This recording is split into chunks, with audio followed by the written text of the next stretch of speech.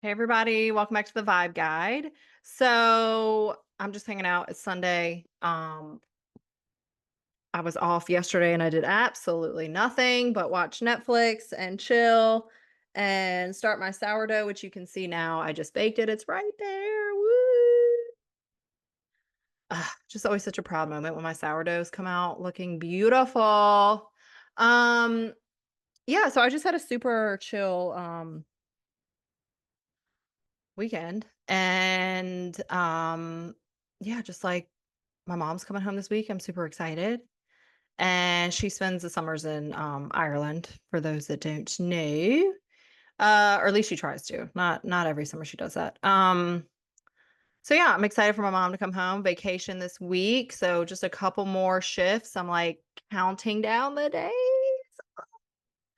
So yeah, just super chill. It's Sunday. I'm just getting ready to clean the house. As you can tell, it's a little bit of like a little mess right here. So yeah, just a chill week. I hope you guys are having a wonderful week. Okay, we have got to get into this because Netflix had me watching some stuff that I was like, "What?" Like, I love a documentary. I absolutely am obsessed with documentaries. I love people's like stories. I love being inspired by other people. I just love documentaries. I could read biographies all day, every day. There's just something about the human spirit that just gets me every time. I really do. I really enjoy a good story. I really do. So, I think my technology is just listening all the time because when I clicked on Netflix last night, which I don't really watch that much Netflix, to be honest with you guys, I watch a lot of YouTube and my Peacock. I watch a lot of trash TV. I watch The Housewives and I don't care what anyone has to say. Like brain rotting TV. But anyways, Netflix is good for the documentary. So I click on Netflix and the first thing that pops up is The Mountain Queen, which I watched first. So I'll talk about that in a minute. But the second thing I watched was, and it was like the next thing over, was this documentary about the volcano that erupted in New Zealand. And there were people on it. I'm like, "Ooh, well, how did I miss that? That was in 2019. I was just like gobsmacked. I watched this thing and I was just like jaw on the floor. I'm like, I cannot believe a volcano. That is like, I mean, you can't even make that stuff up. Like, that can't even be your worst fear in life because, like, who would think, like, I'm going to be on an active volcano while it erupts? Huh? You can't even like envision that for your life or like ever put yourself there. And then I thought about it and I'm like, what idiots would go hiking on an active volcano? Like, why would they be doing that? And then I'm like, Caroline, you did it. So, like, what are you talking about? When I was in Nicaragua, I didn't hike it, thank God. And I remember being a little scared. Like, I remember them like kind of warning us, like, this is an active volcano. We're not spending like we'll drive up. It's like 10 minutes and we're coming back down. And I'm like, okay, no joke. And I remember I like stood over it. It was like fucking a scene out of Lord of the Rings when they're in the volcano, like fighting over the ring. And I looked down and it was like orange, gooey lava, and it looked so crazy, and you could feel the heat coming off of it. And I was just like, "Whoa, this is like I don't even know how to describe it." It was like a river of lava and it like moved so crazy and I was just like, I don't know, you feel like really in awe of nature and like how small you are. And I was just like, I snapped a selfie. I still have it. It's just me. And you go up at night so you can see the orange lava. It's what was it called? It's near Granada. So if you're ever in Nicaragua, there's also one that you can board down, which I know a lot of people do, literally with like a boogie board or whatever. I didn't do that because like that's just not my thing. It's near Managua. It's in between Managua and Granada, and the volcano. It's called Masaya, Masaya, and it's like a typical volcano with like the lava and stuff like that. So it's pretty cool to see, but it is active, so like it could erupt. And yeah, I went up it and luckily we went in a van. So like if shit did go down, I feel like we'd be like Twin Peaks, like going 70 miles an hour down a mountain to get away from the lava. Woo! So yeah, I was like, Caroline, you literally did that. So like you cannot say anything about these people. Um But anyways, I don't think that that volcano is like as active as this one in New Zealand. I think the one in New Zealand is like constantly like spitting out ash. And then it has like major eruptions like every 2 years. So when they were there, it was at a level 2. And apparently like level 2 is like an eruption could happen at any point, but like these tourists weren't like made known that. So they just assumed they were going. I mean, they do thousands of tours, right? Like these it's like a tour group thing. They do thousands of these things a year. And yeah, I guess they just deemed it safe, and it was due for an eruption. It was, like, right at that 2-year mark, I believe, maybe 3. So it was really due for an eruption, and, they said, like any other time it's erupted at night, which I didn't like that would mean nothing to me, like, these things do whatever they wanna do. So yeah, they followed a few people who survived. This Netflix documentary followed their stories, and they described it from, like, top to bottom, and I was just like, "Oh."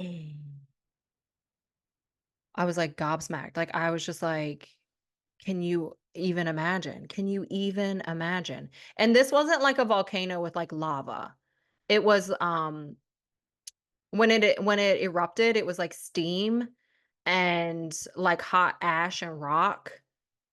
Oh my god, you guys, like, I just cannot even imagine. I can't imagine.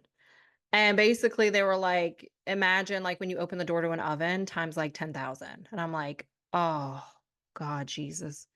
So, yeah, it followed a few of these people, and then you start to, like watching the document I knew nothing about this, like, nothing. It happened in 2019. It just completely, like, I missed that in the news, like, I didn't see anything about it, and, yeah, it follows these people, like, it was a couple from the US, they were on their honeymoon. One guy from Australia and his family, and one of the guides, she was a person who did the interview. Uh, and then the civilians that helped get them out, get some of the people out.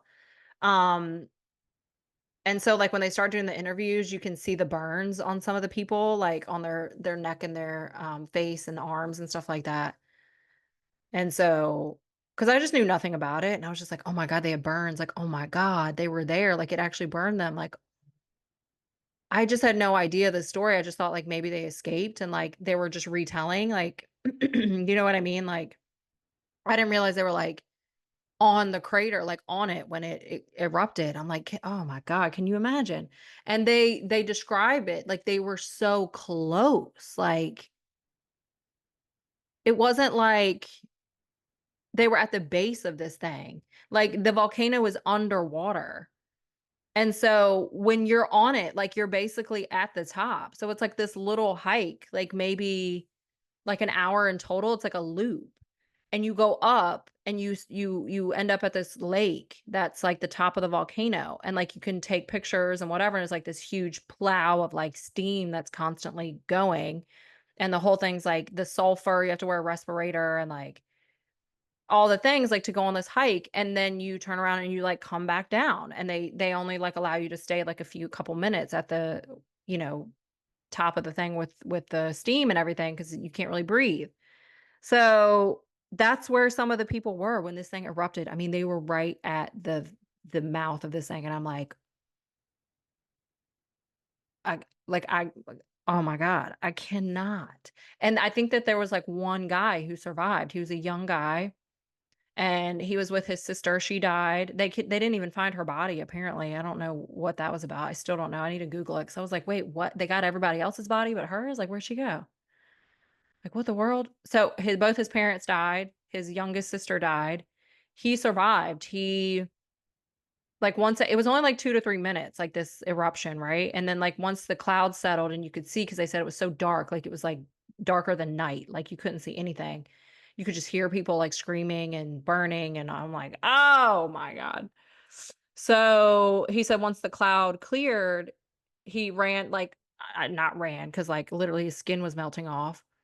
He kinda, like, walked over, like, stumbled over and saw his dad, and his dad was, like, trying to get his respirator on, and he, like, looked a, like, little further, and he saw his mom, and she was kind of, like, lifeless, like, she might have been alive, she might not have been. Um, and then I don't know that he ever saw his sister. I think she was up like, she was, like, right behind the guide, and the guide, he passed kind of instant like, they don't think instantaneously, but, like, very soon after the eruption. Um, so I'm like, I don't know where the little girl, like, where would she have gone? I don't know. Anyways, so he laid there for a while because there was no help. So they split them up into 3 groups, like, there was 3 different tour groups, and one had actually gotten off the island just, not like they got off before it erupted. They were just, like, back on their boat, like, headed back to the mainland, and all of a sudden, they saw this, like, huge black plume and, like, realized, like, the volcano had erupted, and they're on the boat, and they're, like, taking videos and pictures. And then everyone's like, "Oh, shit," like, there's people on the island, like, there's people on the volcano. So they go back around in the boat to see if they can help people, and by that time, the group that was, like, there was one group that was, like, walking back out as it erupted, and majority of them, I think, lived. But the one group that was, like, walking up towards the volcano at the time that it erupted, I think majority of them died. If they didn't die instantaneously, they died in the hospital. And so, yeah, they followed just, like, this harrowing story of just, like, trying to save these people, and oh my god, it gives me chills. So, what ended up happening was, like, the group that was the closest to, like, the opening of the volcano, this young guy, probably, like, 18 or 19, and his whole family died. He kinda laid there, and then all of a sudden, he said he just had this, like, epiphany of, like, "Get up, like, you have to get up." And he just started, like, basically, like, he said he stumbled his way out, like, his skin was just, like, melting off, and he just stumbled kind of back down towards where he knew the water was, and he followed the stream. There was a stream that was going right, from the volcano out to the ocean, and he followed the stream back out. Um, and so he describes doing that, like, basically, like, crawling his way back out, and he almost got left. Like, there was a guide, and they were trying to see if there was any survivors, and they were, like, telling the other boat, like, "No, like, there's no one left, like, leave, you can leave." And he heard that, and he just started yelling, like, with whatever energy he had left, and then they turned around and saw him and got him off and got him on the boat and got him back to the hospital, and the pictures and I'm like, "Oh my god." Incredible, and he was supposed to be they said he would be in the hospital easily up to a year, and he, got out of the hospital in 2 months. I mean, he had, like, these people are having, like, dozens of surgeries, like, in and out of the hospitals all the time for the skin grafts and you know, long, long, long road to recovery, but he was in such bad shape that he should have stayed in the hospital for a year, and he was able to get out in 2 months. And I just and he basically became like an orphan, like, he had no parents, and his sister died, and I was just like, "Yo, that's crazy." Like, that really you guys gotta watch it. It was insane.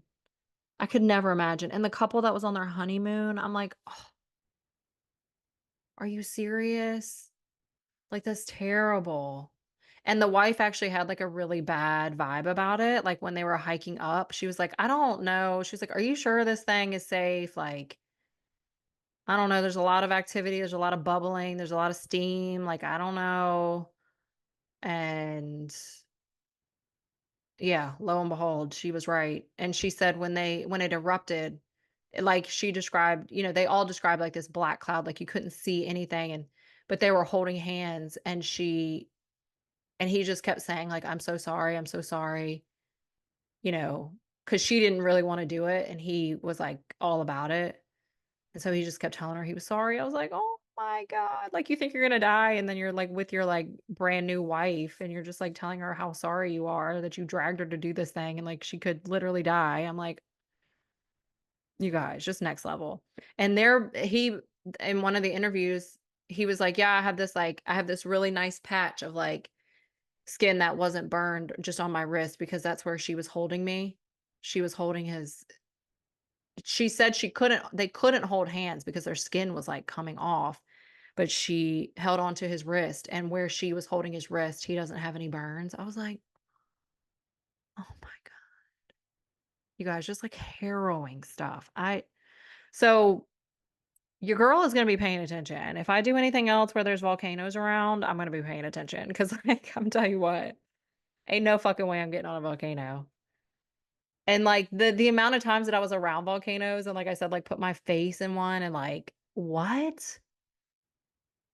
Oh my gosh, you guys. So I just thought I would share that because that, like, if you're looking for something to watch on Netflix, like, definitely tune in. And I would not go hiking on any volcanoes anytime. I would not do any of that. I'm good.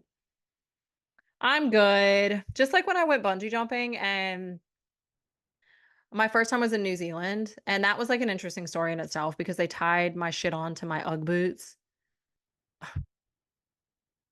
I easily could have slipped out of them, and I remember I was straining my toes so tight to, like, keep them in the boot. I was, like, straining them, because I could felt well, as soon as I jumped off, I felt my feet kinda start to slide out.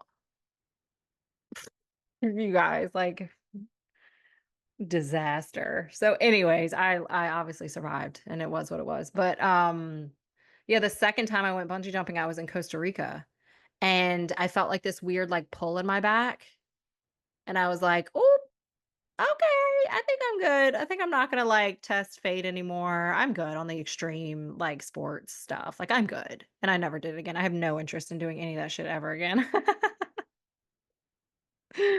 But I was, like, really on one back in the day. So, like, I get why people do these things. I mean, I you think it's safe. Like, I don't know why I put so much faith in human beings. Like, I don't know. I just, like, was like, well, if they have, like, a tour guide and they're going and, like, this is a thing, it has to be safe. Like, why wouldn't it be, you know? I don't know, and they don't make it very clear. There's a lawsuit now going on about the volcano and who's gonna take responsibility and things like that, and which I think is very yeah, somebody has to take responsibility. Like, why were people allowed to be on an active volcano? Like, and 20 some people died. Like, I just no.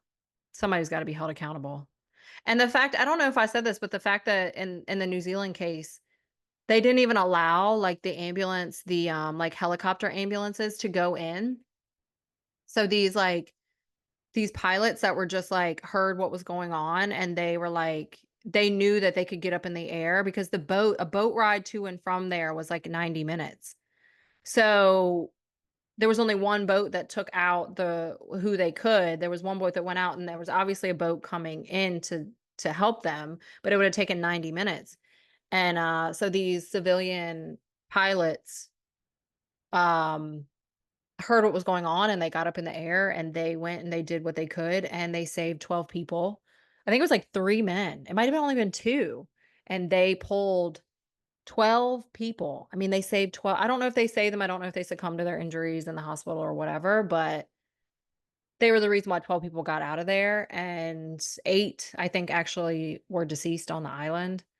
Um, but yeah, and they had to do it like, they had no help. They New Zealand deemed it a no-fly zone, and the ambulance helicopters weren't allowed to go in there, so these men carried out these people by themselves and, like, put them in their helicopters and drove off, and then they also said the one helicopter pilot was like, "Yeah, they wanted me to, like, take them to the airport, and then the airport was gonna transfer him to the hospital," and he was like, "Fuck that." Like, I went straight to the hospital. Like, "What the fuck? That's so stupid."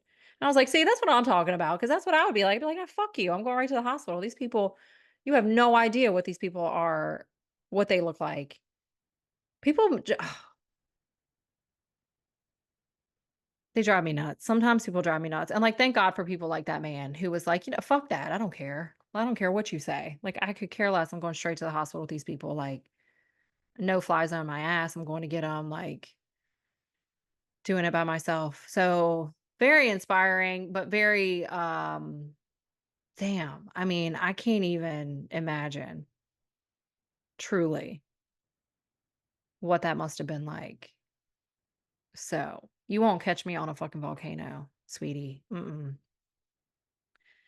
Nope. And the other thing, so this is really what I wanted. Like, there are themes of this throughout, like resilience.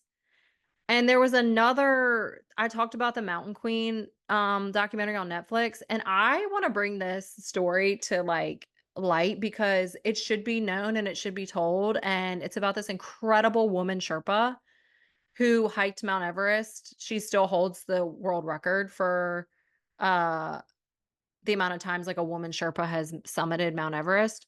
She, it just had an incredible story, and if you can watch that one, I would watch that one too. It's called Mountain Queen. It's like the story of Lakpa Sherpa, and she talk about resilient. I mean, talk about resilient. Oh my god. And wow. Just, like, mind-blowing stuff. Like, she, from the very beginning, had the cards stacked against her just for being a woman.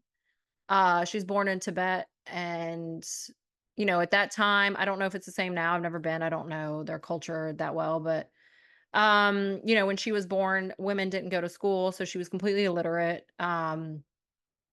She, was meant to, like, have an arranged marriage and, like, just do her duty as, like, a housewife kinda thing, but she always knew she never wanted that. Like, she knew from a very early age that she wanted to hike Mount Everest. Like, she was always kind of enthralled with it. She always just wanted to do that. Like, she knew other people on the mountain, like, she grew up in the mountains, and, um, she always wanted to do that. So she was, like, really determined, and she found her way in. It almost gives, like, Mulan energy. Like, she shaved her head to, like, look like a boy, and, like, you know what I mean? It was giving, like, Mulan. I was like, "Yes, queen." So, she shaves her head, and she starts, like, I think she starts out as, like, a carrier, like, someone who, like, brings supplies up to the base camp, and, they carry it, like, on their head, and it's, like, 100 kilograms, which times that by 2.2, that's pounds, like, a lot of weight, right? And so she was, like, hanging in there with the guys and was like, "I can do anything you can do," and slowly started to, I think, kinda gain respect in the Sherpa circle, if you will, and little by little, she kind of, like, got a job as, like, a cook on the base camp, and, like, started to learn a little bit of English, and then I think she started to end up, like, going on hikes and stuff, and then I'm, like, very much generalizing this because I can't quite remember all the ins and outs, but she made it to the summit, and so she was the first woman Sherpa to ever summit Mount Everest. So she became very well known for that. She also had a child in between that out of wedlock, and she was kind of, like, shunned from her family. So once she was the first woman Sherpa to summit Mount Everest, she, was more, like, kind of, like, brought back into her family, and her dad, like, really respected her, which I'm just like, "Oh my god, your daughter's gotta summit Mount Everest for you to, like, be proud of your daughter," and, like, ugh. Cultures like that sometimes, like, really get me. You know what I mean? Like, where men are just, they're everything, and, like, to have a female, like, to have a daughter is, like, almost like some bad karma or something. Like, it's just like, "Ugh, please." So, anyway, she, was kind of, like, welcomed back into the family or whatever, and then along the way, that kind of, that becomes her life, and she's well known for it, and then she kind of meets this man who ends up being just a terrible human being to her, and he has his own tumultuous past and a lot of trauma, but still no excuse to, like, abuse people. But anyway, she met this man, they fell in love, they hiked, they summited together, and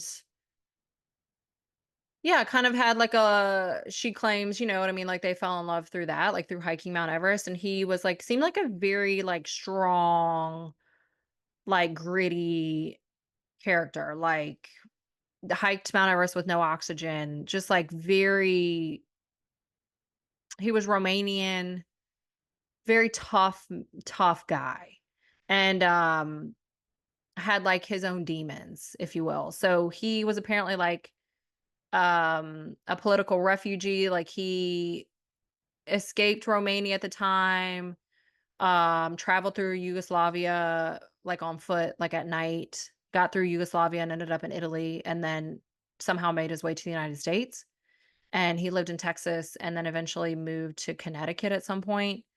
And around this time, that's when he met, her name's Lakba, and they ended up having 2 daughters.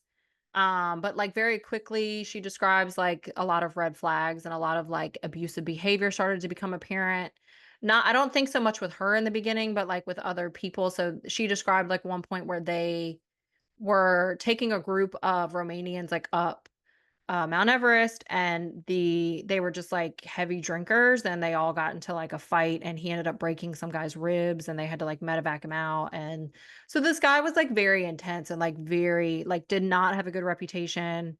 Ended up being very controlling of her and controlled what she said in the media and like controlling interviews and like making her lie about certain things, like very weird stuff. Like she did an interview and they were like, well, didn't you just have a daughter? Like, it's pretty incredible that you're still, hiking the mountain and you just had a daughter. And she's like, no, I didn't. I didn't have a child. Like, he would want to like keep things like that very to the vest. And like, they weren't like well known. Like, they were well known in like this like Mount Everest circle. You know what I mean? So it's not like they were like fucking Beyonce out here. You know what I mean? Just like weird, weird stuff.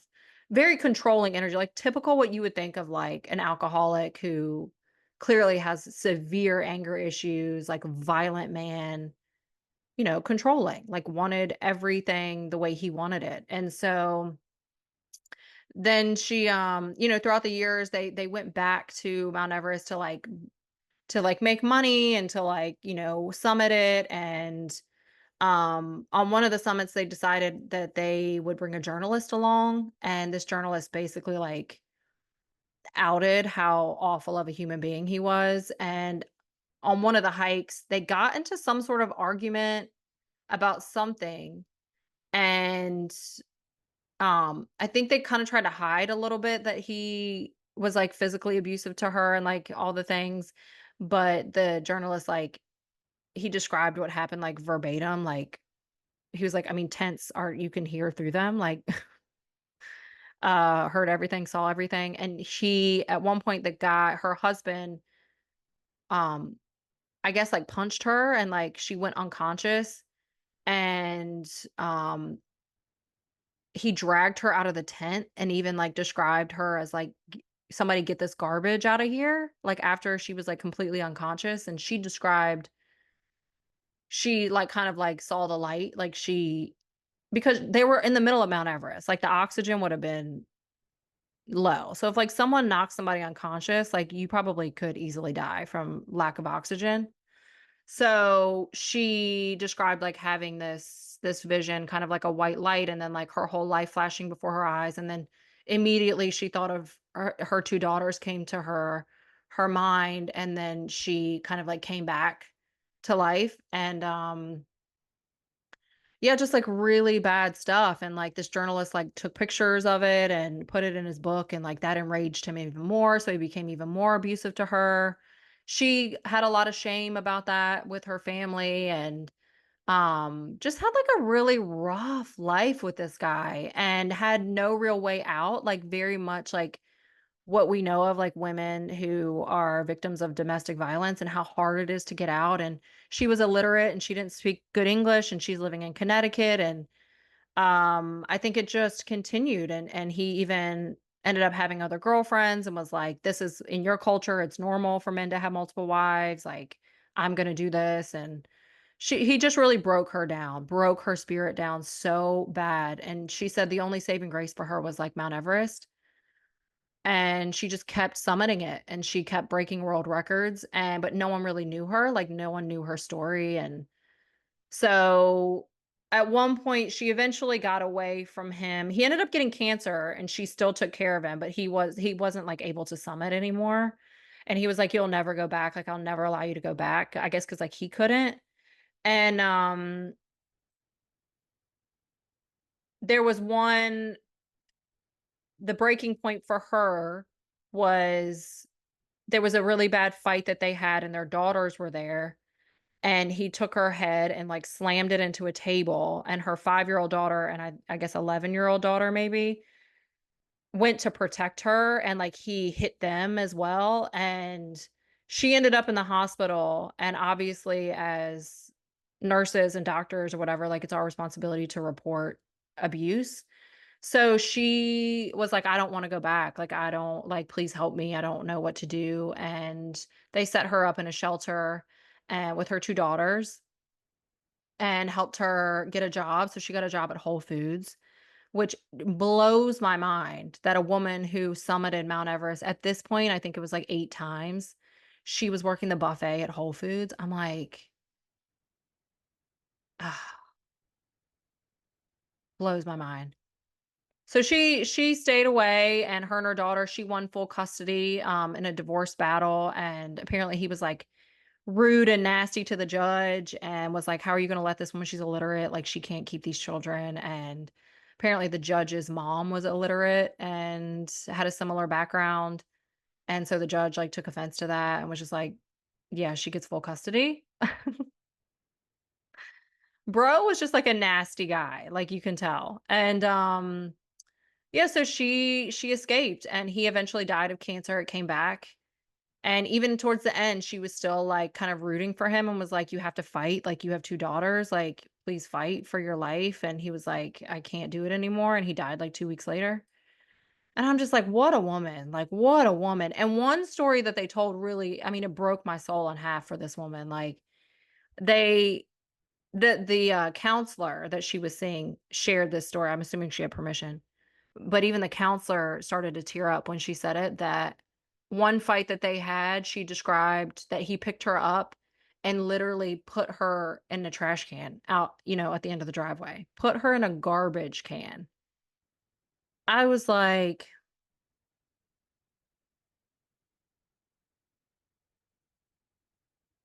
"I can't." Like, I just really can't. How vile some people can be. Put that woman in a garbage can who has literally clearly one of the strongest women in the world to summit Mount Everest. She ended up summiting it 11 times, I believe, in total, and then went on to summit K2, which is an even harder hike. I'm just like, "Put her in a trash can." Like, can you imagine what they did to her soul? Like, what that was rough. Like, that was really rough. But to see how resilient she is and how she overcame, and she never let any of that stuff get her down, and she just kept saying, like, "Anytime I was able to go to Mount Everest, like, I knew I was gonna be okay." Like, I knew my soul was replenished, and there's just something about that, like, there's something about, and she described it, like, when she was hiking and she'd get to the summit and you feel like you're flying and you feel like you can conquer the world, and then you come back down and you feel like a little mouse, like, in the world, like, you just feel so small, And just that bit of time for her, and just getting up and overcoming herself. Even when she didn't think she could go on, and even when she, her one of her last summits was, like, really brutal for her physically, and, like, even when she was scared, and she just kept going because she was like, "I know I can do this, and, like, I'm strong, I can do this." And just the sheer determination, the sheer resilience, I just is so inspiring.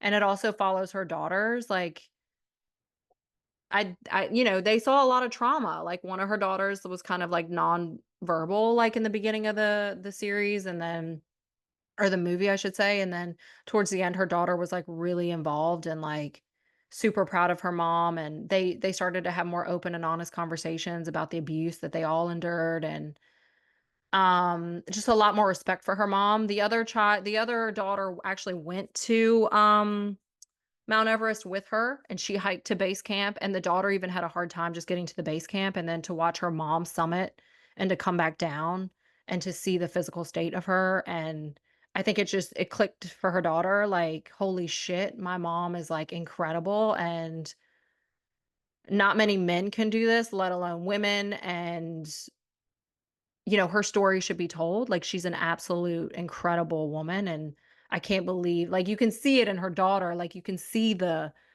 turn, the changing of the tide, like, you can see what her mom how much she respects her mom and, like, how much she's almost a little, like, embarrassed that she didn't see this before and, like yeah, just a very moving movie, you guys, like, very moving. I was, like, definitely crying, and it's just incredible, and I wanted to share her story because I feel like people should know, like, she's a bad bitch, like, hiking Mount Everest, like, 11 times or something like that, and then going on to do K2 at her age, and, like, I I mean, talk about resilient. It's just incredible what some people go through in this life and what they overcome. I mean, it's truly remarkable. And I wanted to talk about that. It's like my little things that I've gotten over, and I feel so proud of myself, and I feel so resilient, and like the mindset that I have now. I do feel like there's not a whole lot that can stop me. I feel like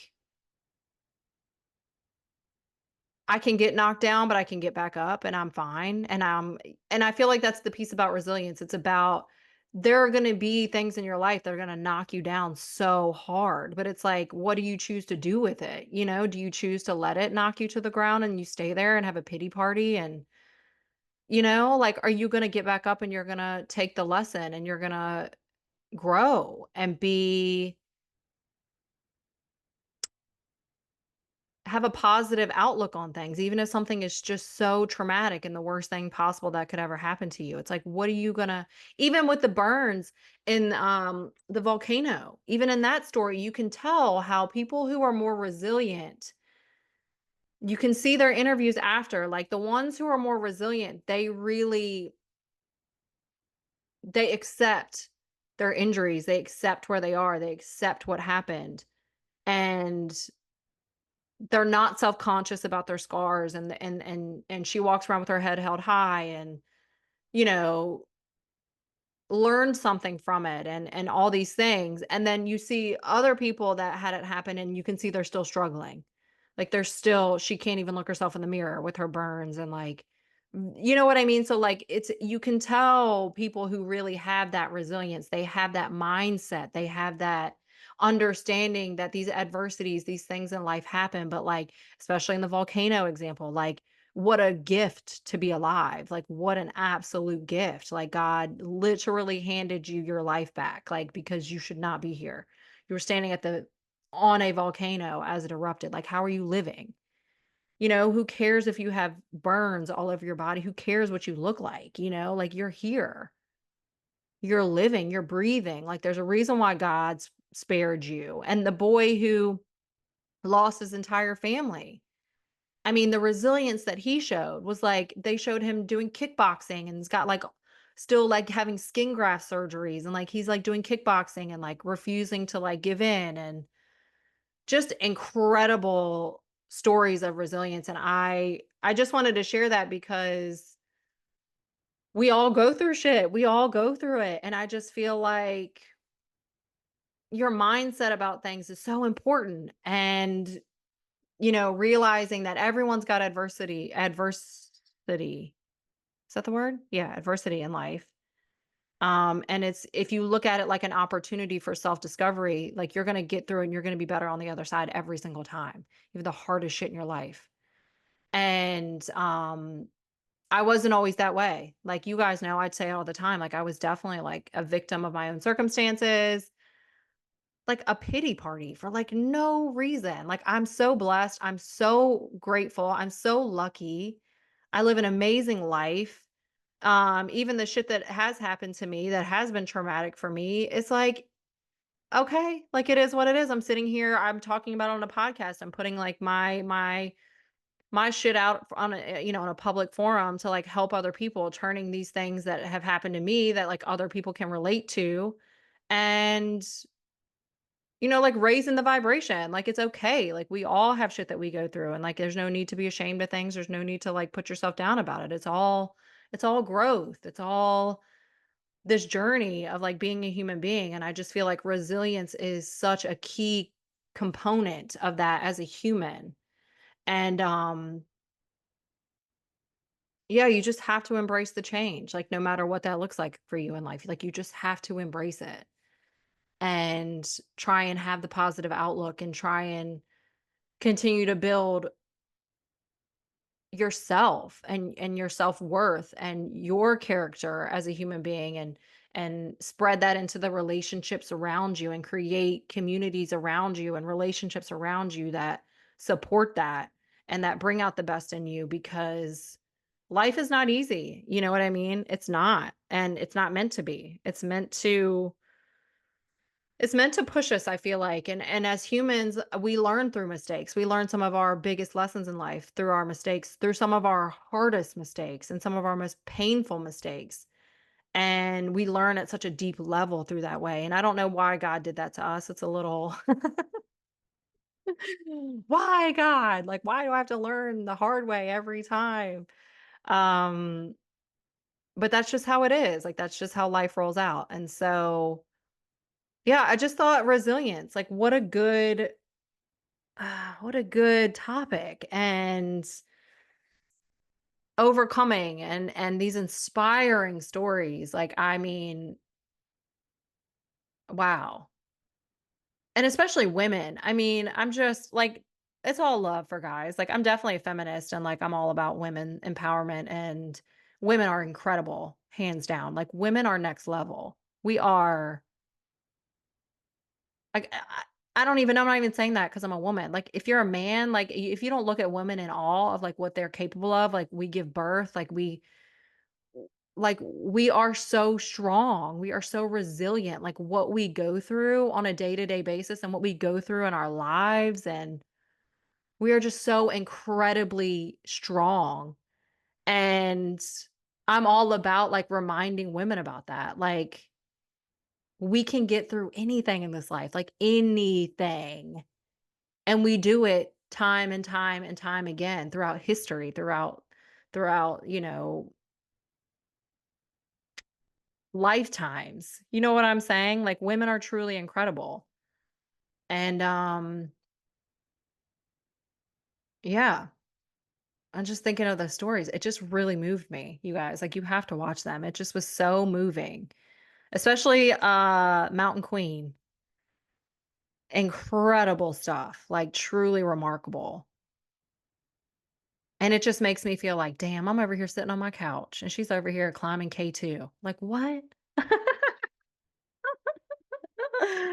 It kinda, like, low key wants me I kinda, like, wanna put it back on my bucket list of things to do, like, ooh, I don't know. I think I just respect Mother Nature so much now at this point, and I feel like I've, like, toggled with, like, these super dangerous things in my life, and, like, now I'm just kinda past it. I'm just like, oh, do I wanna put myself at Everest Base Camp and, like, have an a avalanche happen, or like, do I really wanna do that? I don't know. I just think I just respect Mother Nature so much, and I'm just like, "You know what? I think I'll just, like, stay in my zone as a little peon human being." I don't know.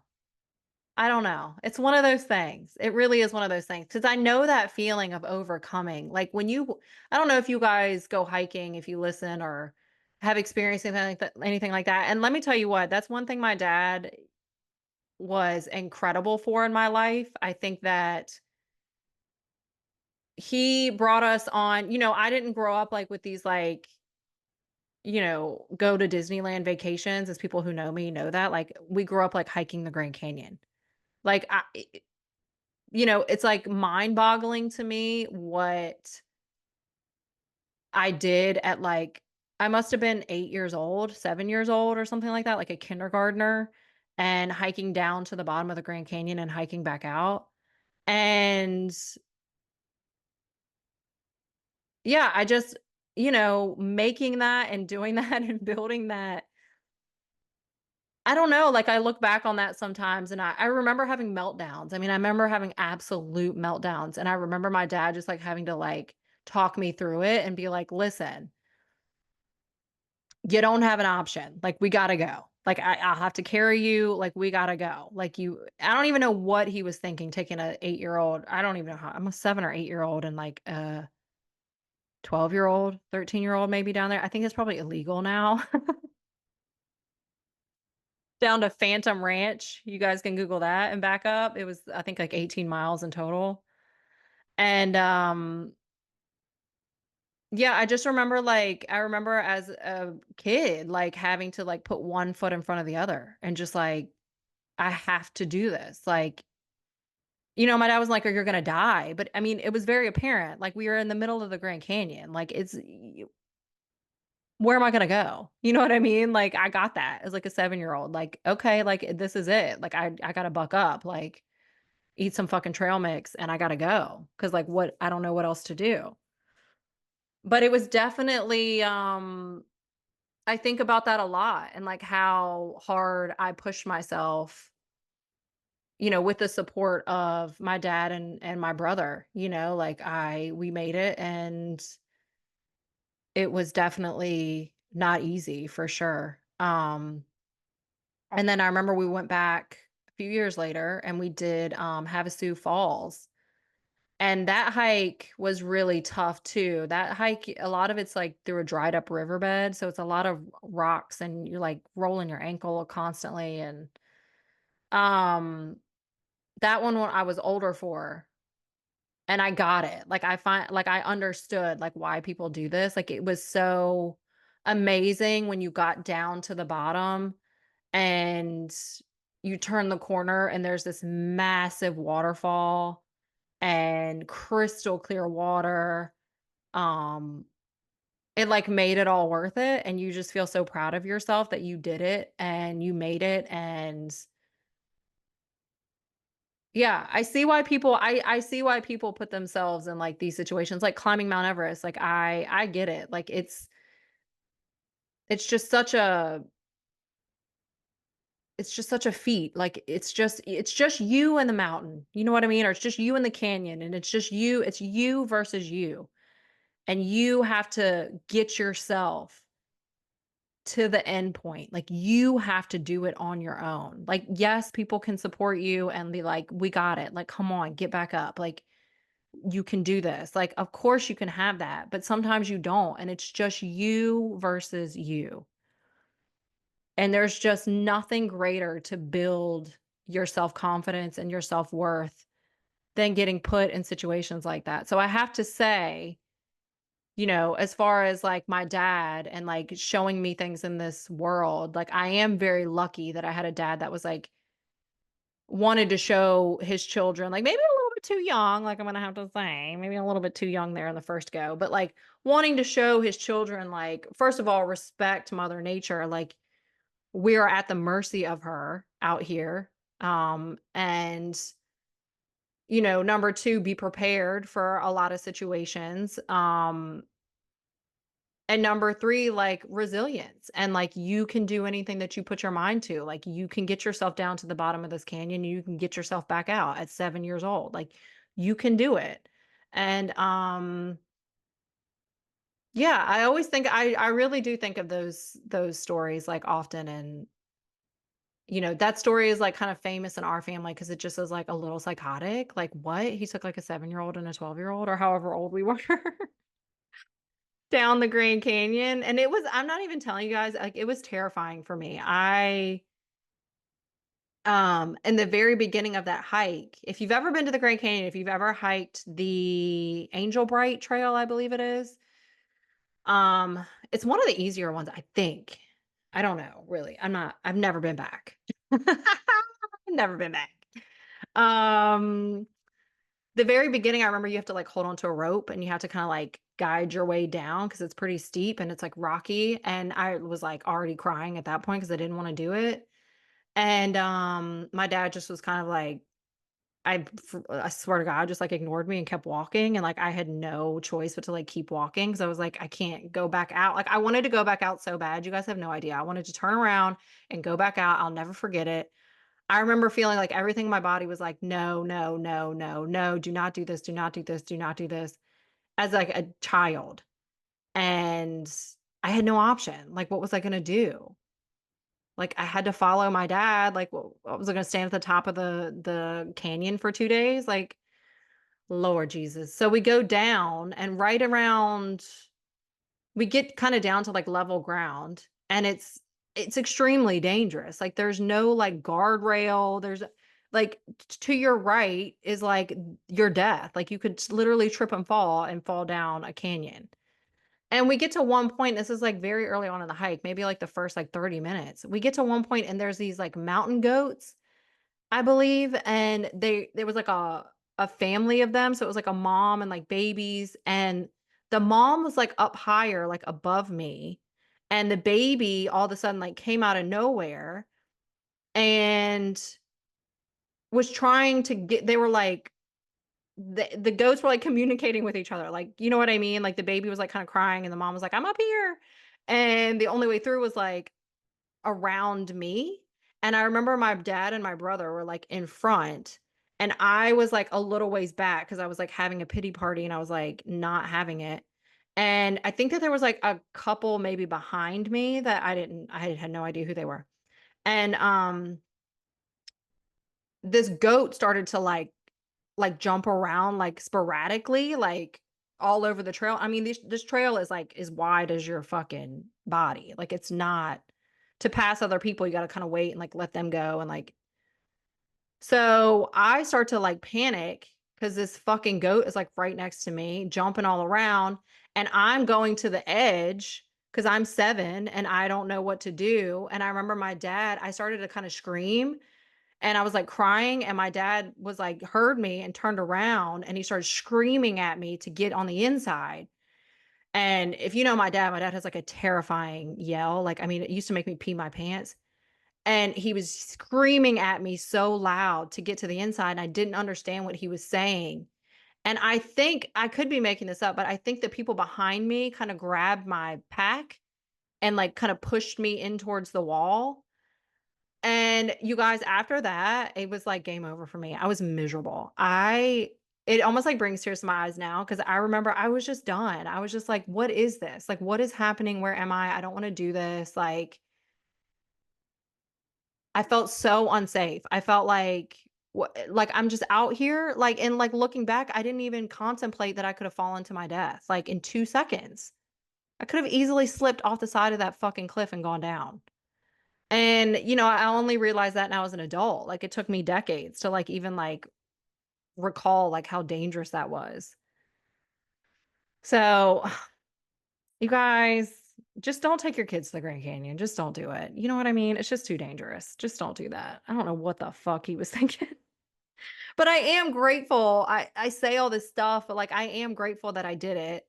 And it really, I think, molded a lot of, like, what I was capable of and, like, what I knew I was capable of, like, physically throughout my life. Like, I've always known that I'm, like, very strong and, I'm resilient. So, anyways, I feel like I'm just droning on and on now at this point, but I just wanted to share those stories because being resilient is so important. It's just so important. And, yeah, I think that's all I gotta say. I'm so bad at ending these sometimes, you guys. But anyways, that's just my spiel on resilience, you guys. And I would highly recommend you guys just reflect on your own life and like how far you've come because sometimes we forget how much we've gone through and how much we've overcome and how much we've been through and how much we've grown and you know. So I welcome you to reflect on that. And yeah, that's where I'm going to leave it this week, you guys. So I hope you guys enjoy this podcast episode. Make sure you rate it and if you watch it on YouTube, make sure you like and subscribe to the channel. All right. Thanks, you guys. Have a good week. Bye.